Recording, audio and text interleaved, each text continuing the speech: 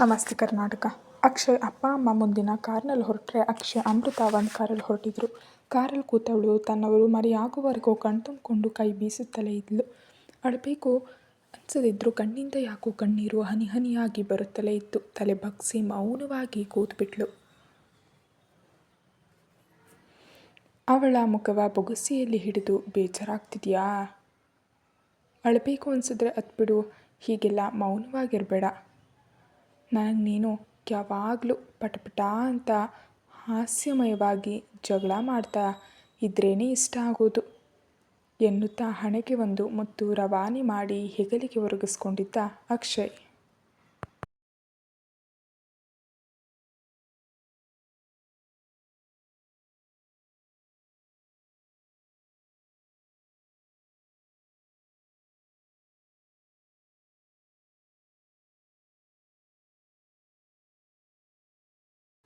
ಡಾಕ್ಟ್ರೆ, ಯಾಕೆ ಯಾವಾಗಲೂ ಹೆಣ್ಮಕ್ಳೇ ಅಪ್ಪನ ಮನೆ ಬಿಟ್ಟು ಬರಬೇಕು? ಗಂಡು ಮಕ್ಕಳೇ ಬಂದು ಹೆಂಡತಿ ಜೊತೆ ಇರ್ಬೋದಲ್ವಾ? ಮೂತಿ ಉಬ್ಬಿಸುತ್ತಲೇ ಮುದ್ದ ಕೇಳಿದ್ಲು ಅಮೃತ. ಅವಳ ಉಬ್ಬಿದ ಮುಖ ನೋಡಿದ್ರೆ ನಗು ಬರ್ತಿದ್ರು ತಡೆದು, ಯಾಕಂದರೆ ಹೆಣ್ಣು ಮಕ್ಕಳೇ ಸ್ಟ್ರಾಂಗ್ ಅಲ್ವಾ, ಅದಕ್ಕೆ.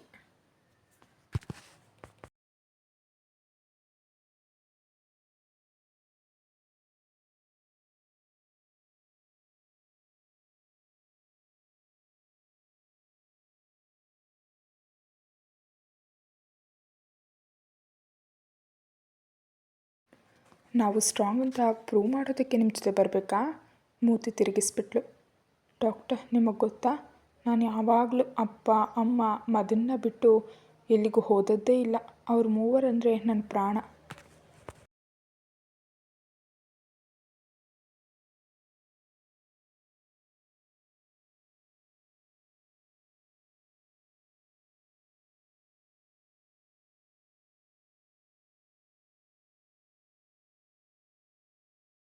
ಹೊರಗಡೆ ಎಲ್ಲೇ ಹೋಗಬೇಕಂದ್ರೂ ಅಮ್ಮ ಅಪ್ಪ ಮದನ್ನ ಬಿಟ್ಟು ಹೋಗ್ತಿರ್ಲಿಲ್ಲ ನಾನು. ಅವನನ್ನೇ ಬಿಟ್ಟು ಬರ್ತಾ ಇರೋದು ಇವತ್ತೇ ಮೊದಲನೇ ದಿನ. ಹೀಗೆಲ್ಲ ಆಗುತ್ತೆ ಅಂತಾನೆ ನನ್ನ ಮದುವೆ ಬೇಡ ಬೇಡ ಅಂತ ಮುಂದೆ ಹಾಕ್ತಾ ಬಂದೆ. ಯಾಕೋ ನಿಮ್ಮ ಜೊತೆ ಬರೋಕ್ಕೆ ಮನಸ್ಸಾಗ್ತಿಲ್ಲ ಡಾಕ್ಟರ್.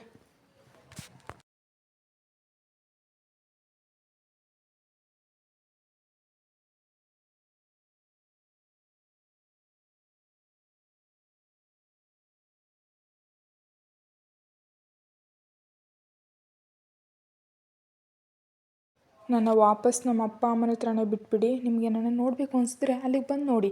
ಜಗಳ ಮಾಡಬೇಕು ಅನಿಸ್ದಾಗಲೆಲ್ಲ ಫೋನ್ ಮಾಡಿ ಜಗಳ ಮಾಡಿ. ನೀವು ಮಿಡ್ನೈಟಲ್ಲಿ ಕಾಲ್ ಮಾಡಿದ್ರೂ ಮಾತಾಡ್ತೀನಿ, ಪ್ಲೀಸ್ ಡಾಕ್ಟರ್. ಮುದ್ದ ಕೇಳಿದ್ಲು. ಜೋರಾಗಿ ನಕ್ಬಿಟ್ಟ ಅಕ್ಷಯ್. ಯಾಕ್ರಿ ನಗೋದು? ಕೋಪ ಬಂದಿತ್ತವಳಿಗೆ.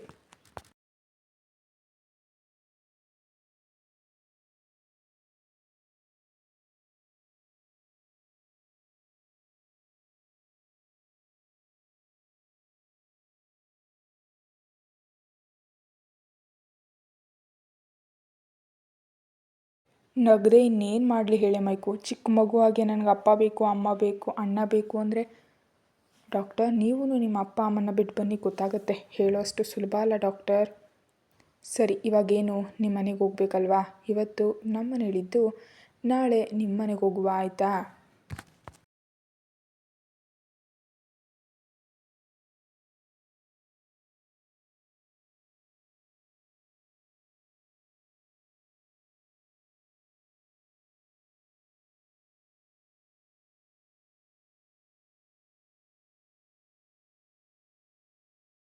ಪ್ರಾಮಿಸ್?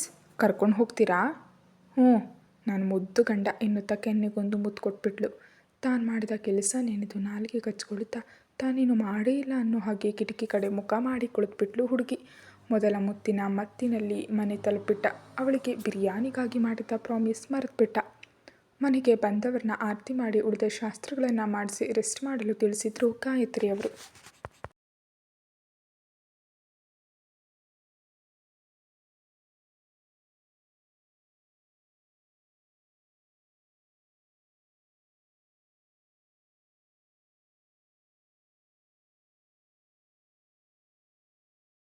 ರೂಮಿಗೆ ಬಂದ ಅಕ್ಷಯನ್ನ ಹಿಂಬಾಲಿಸಿ ಹೋಗಿದ್ಲು ಅಮೃತ.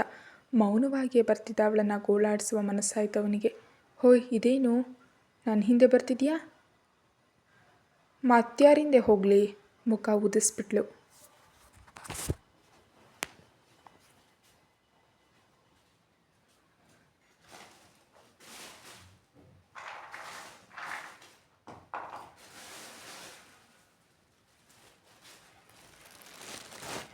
ಈ ಮನೇಲಿ ಗೆಸ್ಟ್ ರೂಮ್ ಅಂತ 4 ಇವೆ. ಅದರಲ್ಲಿ ನಿನಗೆ ಯಾವುದು ಬೇಕೋ ಅದರಲ್ಲಿ ಹೋಗಿ ಬಿತ್ಕೋಬೋದು.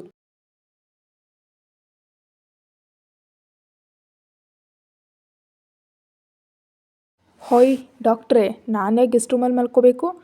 ಇನ್ನೇನು ನನ್ನ ರೂಮಲ್ಲಿಗೆ ಕೂರಿಸಿ ಲಾಲಿ ಆಡ್ಲಾ ಹೊಗೆಲೆ? ನನ್ನ ಜೊತೆ ನನ್ನ ರೂಮಲ್ಲಿರೋ ಕನಸು ಕಾಣಬೇಡ, ಹೋಗ್ತಾ ಇರು. ಅಳು ಬಂದಿತ್ತವಳಿಗೆ. ಕಣ್ತುಂಬಿ ವಾಪಸ್ ಹೋಗಲು ಹಿಂದೆ ತಿರುಗಿದ್ಲಷ್ಟೇ. ಹಿಂದೆಯಿಂದಲೇ ಬಿಗಿದಪ್ಪ.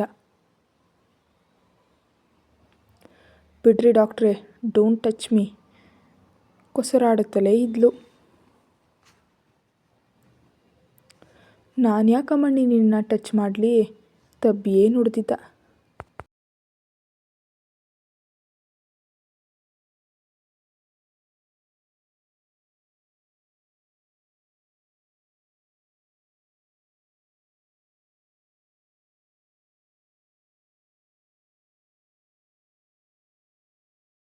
ಇವಾಗ ಹಿಡ್ಕೊಂಡಿರೋದು ಯಾರನ್ನ? ಅವನೆಡೆಗೆ ತಿರುಗಿ ಉರಿಗಣ್ಣು ಬೀರುತ್ತಲೇ ಕೇಳಿದ್ಲು. ನಾನು ಹಿಡ್ಕೊಂಡಿರೋದು ನನ್ನ ಹೆಂಡ್ತಿನ. ಯಾವಳೆಯ ನಿನ್ನ ಹೆಂಡ್ತಿ? ಹೆಂಡ್ತಿ ಮೊದಲ ಬಾರಿ ಕೇಳಿದ ಬಿರಿಯಾನಿ ಕೊಡ್ಸೋಕ್ಕಾಗದೇ ಇದ್ದರೂ ಹೆಂಡ್ತಿ ಅಂದ್ಕೊಂಡು ಹೇಳ್ಕೊಂಡು ತಿರುಗೋದು ಬೇರೆ. ಬಿಟ್ಟರೆ ಸರಿ. ಇವಾಗ ಮೂತಿ ತಿರುವದ್ಲು.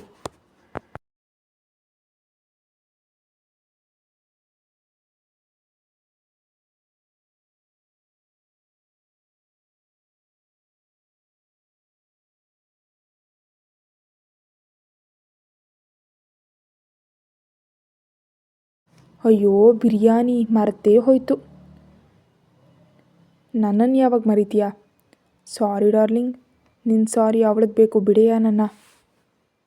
ಬಿಡಲ್ಲ ಡಾರ್ಲಿಂಗ್.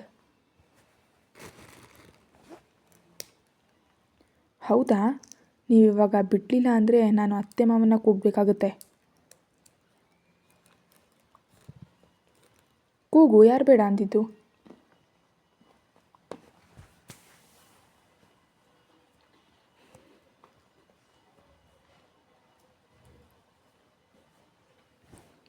ಹೊಟ್ಟೆಗೊಂದು ಗುದ್ದು ಕೊಟ್ಟು ಅವನಿಂದ ಬಿಡಿಸ್ಕೊಂಡು ನಾಲಿಗೆ ಹೊರಗಾಕಿ ಅಣಕಿಸಿದ್ಲು.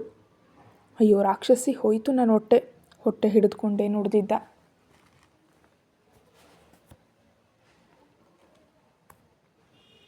ಡಾಕ್ಟರ್, ನಿಮಗೆ ಹೊಟ್ಟೆ ಬೇರೆ ಇದೆಯಾ? ನಂಗೆ ಗೊತ್ತೇ ಇರಲಿಲ್ಲ. ಮುಸಿ ಮುಸಿ ನಕ್ಕಿದ್ಲು. ಸಿಗು ತೋರಿಸ್ತೀನಿ ನಿನಗೆ ಎನ್ನುತ್ತಾ ರೂಮ್ ಪೂರ ಅಟ್ಟಾಡಿಸ್ತಾ. ಅವಳು ಸಿಗಬೇಕಲ್ಲ ಬಜಾರಿ. ಅವನಿಗೆ ಸುಸ್ತಾಗೋವರೆಗೂ ರೂಮ್ ಪೂರ ಓಡಾಡಿಸಿ ನಕ್ಕು ವಾಶ್ರೂಮ್ ಸೇರಿ ಬಾಗಿಲಾಕೊಂಡ್ಳು.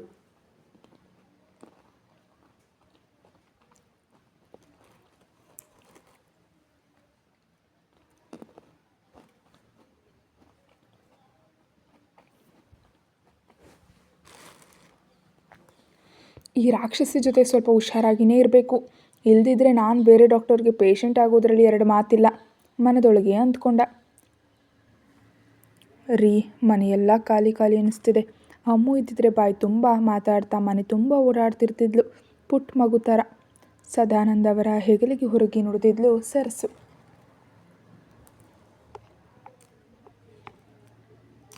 ಮನೆಯಲ್ಲಿ ಹೆಣ್ಣು ಮಕ್ಕಳಿದ್ರೆ ಲಕ್ಷಣ. ನಮ್ಮಮ್ಮು ಇನ್ನು ಪುಟ್ಟ ಮಗುವಿನ ಹಾಗೆ. ನೆನ್ನೆ ಮೊನ್ನೆ ಎತ್ತಿ ಆಟ ಆಡಿಸಿದಾಗಿದೆ. ಅದೆಷ್ಟು ಬೇಗ ದೊಡ್ಡವಳಾದ್ಲು. ಹೇಗೋ ಒಳ್ಳೆ ಹುಡುಗನ ಜೊತೆ ಮದುವೆ ಆಗಿದೆ. ಅವಳ ಬದುಕು ಹಸನಾದರೆ ಅಷ್ಟೇ ಸಾಕು.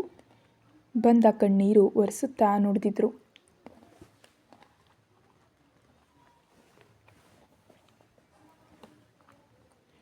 ಬಾಗಿಲಲ್ಲಿ ನಿಂತು ಇವರಿಬ್ಬರ ಸಂಭಾಷಣೆ ಕೇಳಿದ ಮದನ್ಗೆ ಹೇಗಾದರೂ ಮಾಡಿ ಇವ್ರ ಮೂಡ್ ಚೇಂಜ್ ಮಾಡಬೇಕಲ್ಲ ಅಂದ್ಕೊಳ್ತಾ ಅವಳ ನಡೆದ.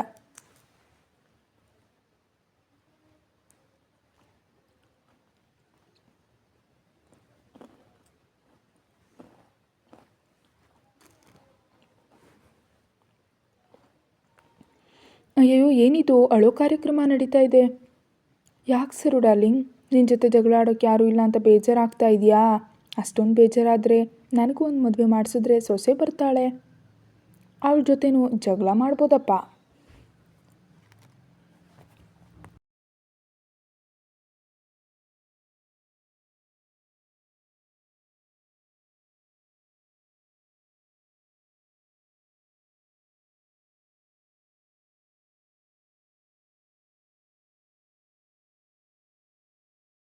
ಅಮ್ಮನ ಮಡಿಲಲ್ಲಿ ತಲೆ ಇಟ್ಟು ನುಡಿದಿದ್ದ. ಏನಪ್ಪ ಮಗನೇ, ನಿನಗಾಗಲಿ ಹೆಂಡ್ತಿ ಬೇಕಾ? ಮಗನ ಕಿವಿ ಹಿಡಿದು ಕೇಳಿದ್ರು ಸರಸು. ಹ್ಞೂ ಡಾರ್ಲಿಂಗ್, ನೀನೊಬ್ಬಳೇ ಆಗ್ಬಿಟ್ಟಿದೀಯ. ಸೊಸೆ ಇದ್ರೆ ನಿನಗೂ ಕಂಪ್ನಿಗಾಗುತ್ತೆ ಅಂತ ಹೇಳಿದ್ನಪ್ಪ. ಅಷ್ಟೆಲ್ಲ ಕನಸು ಕಾಣಬೇಡ. ನಾನು ಒಂದು ಮಠ ಕಟ್ಟಿ ನಿನ್ನಲ್ಲಿ ಮಠಾಧಿಪತಿ ಮಾಡಬೇಕು ಅಂತ ಇದ್ದೀನಿ.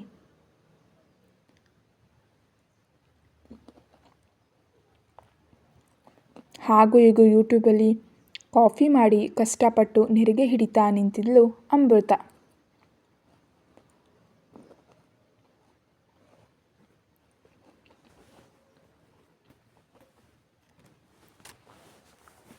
ಬಾಗಿಲಿಗೆ ಚಿಲುಕ ಹಾಕಿಲ್ಲದಿದ್ದರಿಂದ ನೇರವಾಗಿ ರೂಮ್ನೊಳಗೆ ನುಗ್ಗಿ ಅರ್ಧಂಬರ್ಧ ಸೀರೆಯುಟ್ಟು ನಿಂತಿದ್ದ ಅವಳನ್ನು ನೋಡಿ, ಇನ್ನೂ ಆಗಿಲ್ವ ಮಾರಾಯ್ತಿ ನಿಂದು? ಪ್ರಶ್ನಿಸಿದ್ದ. ಅರೆಬರೆ ಅವಸ್ಥೆಯಲ್ಲೇ ನಿಂತಿದ್ದರಿಂದ ಅವನನ್ನು ನೋಡಿ ಹುಡುಗಿ ಫುಲ್ ಶಾಕ್ ಆಗಿ ಹಿಡಿದಿದ್ದ ನೆರಿಗೆಯನ್ನು ಕೆಳಗೆ ಬಿಟ್ಟು ಕಣ್ಣು ಪಿಳಿ ಪಿಳಿ ಬಿಡುತ್ತಾ ಗೊಂಬೆಯ ಹಾಗೆ ನಿಂತುಬಿಟ್ಲು ಅಮೃತ.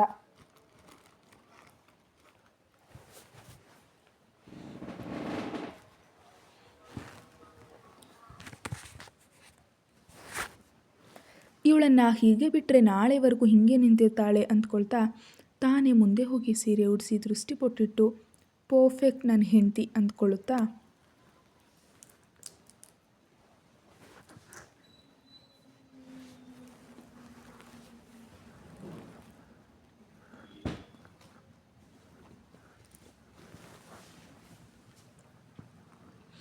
ಮೆಲ್ಲಗೆ ಸೊಂಟಕ್ಕೆ ಗಿಂಡುತ್ತಾ ಕೆಳಗಡೆ ಓಡ್ದ ಅಕ್ಷಯ್. ಅಮ್ಮ, ರಾಕ್ಷಸ ತಗೊಬಂದು ಕುಣಗುತ್ತಲೇ ಕನ್ನಡಿ ನೋಡಿ, ಚೆನ್ನಾಗಿ ಸೀರೆ ಉಡಿಸ್ತಾನೆ ಡಾಕ್ಟ್ರು ಮನದೊಳಗೆ ಹೊಗಳಿದ್ಲು. ಅಲ್ವೇ ಅಮೃತ, ಮದುವೆಯಾಗಿ ಗಂಡನ್ನ ಡಿಸೈನ್ ಆಗಿ ಗೋಳಾಡಿಸ್ಬೇಕು ಅಂದ್ಕೊಂಡಿದ್ದೆ. ಇವಾಗ ನೋಡಿದ್ರೆ ಎಲ್ಲ ಉಲ್ಟಾ ಆಗೋಯ್ತಲ್ಲೇ. ಈ ಡಾಕ್ಟ್ರು ಮುಂದೆ ಹಾಗೆ ನಿನ್ನೆ ನೀನು ಮರೆತು ಬಿಡ್ತೀಯಲ್ಲೇ. ಬಿಡೋಲ್ವೇ ನಿನ್ನ ಈ ರೌಡಿ ಬೇಬಿ ಬುದ್ಧಿ ಬಿಡಬೇಡ.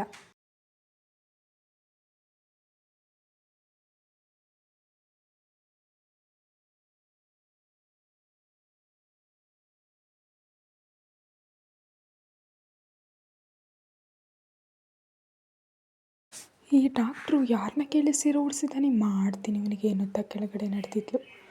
ಹೋಯ್ತು ಎಲ್ಲ ಹೋಯ್ತು ಎನ್ನುತ್ತಾ ಭಾರತ ಕಣ್ಣೀರು ಒರೆಸ್ತಿದ್ಲು. ಏನೇ ಹೋಯ್ತು? ನನ್ನ ಶೀಲ ಎಲ್ಲ ಹಾಳಾಗೋಯ್ತು. ಯಾರನ್ನು ಕೇಳಿ ನನ್ನ ಪಕ್ಕ ಮಲಗಿದೆಯಾ? ಅಕ್ಷಯ್ ಕೊರಳ ಪಟ್ಟಿ ಹಿಡಿದು ಕೇಳಿದ್ಲು.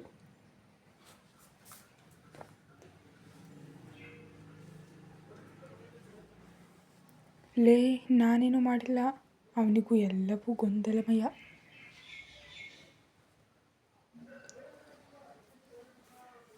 ನಿಜ ಹೇಳು, ಏನೇನು ಮಾಡಿದೆ ರಾತ್ರಿ? ನಾನು ಗಾಯಿ ಮಣ್ಣಲ್ಲಿ ಮಲಗಿದ್ದೋಳು ಇಲ್ಲಿಗೆ ಬಂದೆ. ನೀನು ನನ್ನ ಪಕ್ಕ ಮಲಗಿ ಏನು ಮಾಡ್ತಿದ್ದೆ ಎನ್ನುತ್ತಾ ಅವನಿಗೆ ಪಟಪಟನೆ ಹೊಡಿತಿದ್ಲು.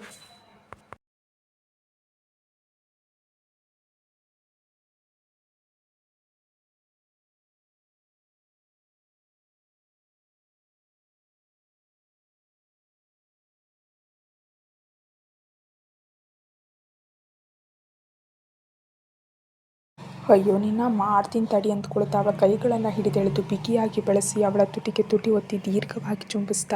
ಹುಡುಗಿ ಫುಲ್ ಶಾಕ್. ಬಿಟ್ಟ ಕಣ್ಮುಚ್ಚದೆ ಹಾಗೆ ನಿಂತಿದ್ಲು ಹುಡುಗಿ. ನೀವ್ಯಾಕೆ ಅಮ್ಮು ಅಂತಿದ್ದೀರಿ? ನೋಡಿ, ನಿಮ್ಮ ನೆನಪೇ ಮಾಡ್ಕೊಳ್ದೆ ಆರಾಮಾಗಿ ಗಂಡನ ಮನೇಲಿದ್ದಾಳೆ. ನಾನು ಅವಾಗಲಿಂದ ಕಾಲ್ ಮಾಡ್ತಾನೇ ಇದ್ದೀನಿ, ಪಿಕ್ ಮಾಡ್ತಾನೇ ಇಲ್ಲ. ಕಾಲ್ ಮಾಡಿ ಸಾಕಾಗಿ ನೀವೇನಾದರೂ ಕಾಲ್ ಮಾಡಿದ್ದೀರಾ ಅಂತ ವಿಚಾರಿಸೋಣ ಅಂತಾನೇ ಬಂದದ್ದು.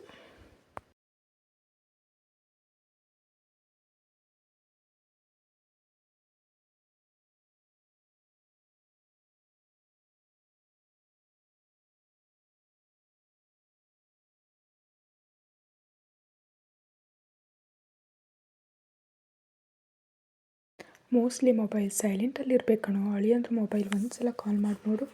ಸರಿಪಾ. ಹಲೋ, ಹೇಳು ಬಾಮೈದ. ಬಾವಾ, ನಿಮ್ಮ ಹೆಂಡತಿಯವ್ರು ಎಲ್ಲಿ?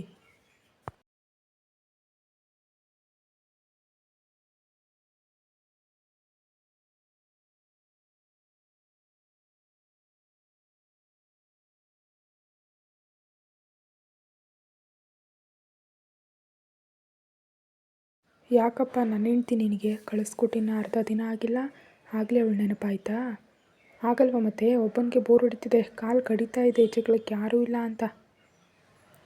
ಹಲೋ ಹಲೋ, ಹೇಗಿದೆಯಾ ಪುಟ್ಟ?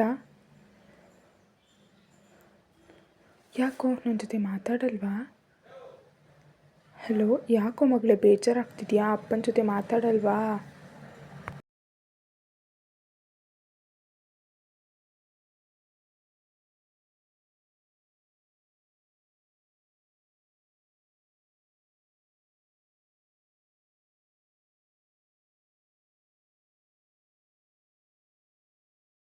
ಅಪ್ಪನ ಧ್ವನಿಯ ಕೇಳ್ತಿದ್ದಂತೆ ಮಾತಿನ ಮಲ್ಲಿಗೆ ಮಾತು ಮರೆತು ಹೋಗಿತ್ತು.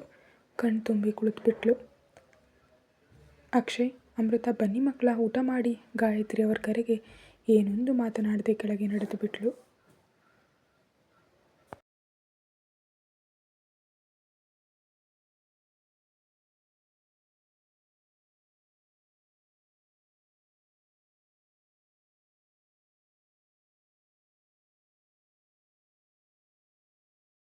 ಹಾಂ ಅತ್ತೆ ಮಾವ, ನಾನೇ ಬೆಳಗ್ಗೆ ಕರ್ಕೊಂಡು ಬರ್ತೀನಿ. ಗಾಯು ಡಾರ್ಲಿಂಗ್, ಸೊಸೆ ಬಂದ್ಲು ಅಂತ ನನ್ನನ್ನೇ ಮರೆತು ಬಿಡೋದ ನೀನು ಎನ್ನುತ್ತಾ ತಾನು ಒಂದು ಬದಿಯಲ್ಲಿ ಅವಳೊಂದಿಗೆ ಮಲಕ್ಕೊಂಡ. ಗಾಯು ಡಾರ್ಲಿಂಗ್, ಇಲ್ಲೆಲ್ಲೋ ಸೀದೋಗಿರೋ ವಾಸನೆ ಬರ್ತಾ ಇದೆ ಅಲ್ವಾ ಎನ್ನುತ್ತಾ ನಕ್ಕಿದ್ಲು ಅಮೃತ.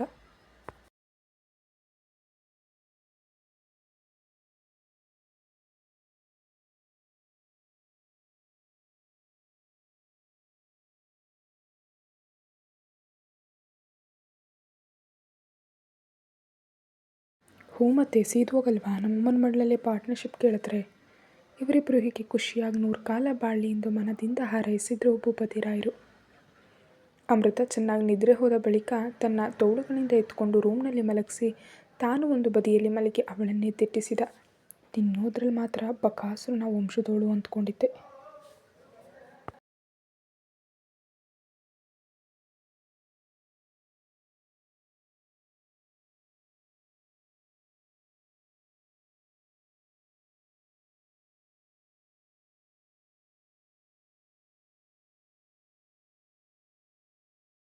ನಿದ್ರೆ ಮಾಡೋದ್ರಲ್ಲೂ ಕುಂಭಕರ್ಣನ ವಂಶಸ್ಥೇನೆ ಮಲಗಿದ್ದು. ಮುದ್ದು ಮಡದಿ ಹಣೆಗೊಂದು ಪುಟ್ ಹೂ ಮುತ್ತಿಟ್ಟು ತಾನು ಕಣ್ಣು ಮುಚ್ಚಿದ. ಇವತ್ತು ಊಟ ಮಾಡಿ ಮಲ್ಕೊಳ್ಳಿ, ಅವಳು ಸ್ವಲ್ಪ ಬೇಜಾರಲ್ಲಿ ಇರೋ ಥರ ಇದೆ, ನಾಳೆ ಸರಿ ಹೋಗ್ಬೋದು ಎನ್ನುತ್ತಾ ಕಾಲ್ ಕಟ್ ಮಾಡಿ ತಾನು ಅವಳ ಹಿಂದೆ ನಡೆದಿದ್ದ.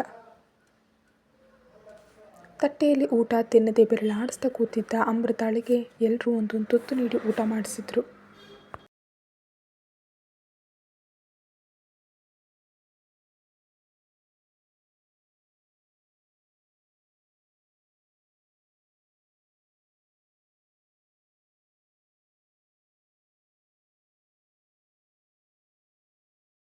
ತನ್ನ ಅಪ್ಪ ಅಮ್ಮನಂತೆ ತುತ್ತು ಕೊಡ್ತಿದ್ದ ಅತ್ತೆ ಮಾವನ ಪ್ರೀತಿ ಮಮತೆ ಕಂಡು ದುಃಖ ಒಮ್ಮಳಿಸಿ ಬಂದಿದ್ದವಳಿಗೆ. ಅತ್ತೆ ಎನ್ನುತ್ತಾ ಜೋರಾಗತ್ತು ಬಿಟ್ಲು. ನಾನು ನಿಮ್ಮನ್ನು ಗಾಯಿ ಡಾರ್ಲಿಂಗ್ ಅಂತ ಕರಿಬೋದಾ? ಬಿಕ್ಕಳಿಸುತ್ತಲೇ ಕೇಳಿದ್ಲು.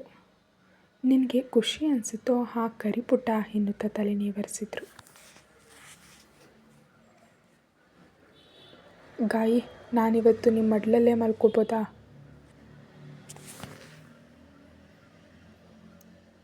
ಅಯ್ಯೋ ಕಂದ, ಬಾ, ಅದಕ್ಕೇನಂತೆ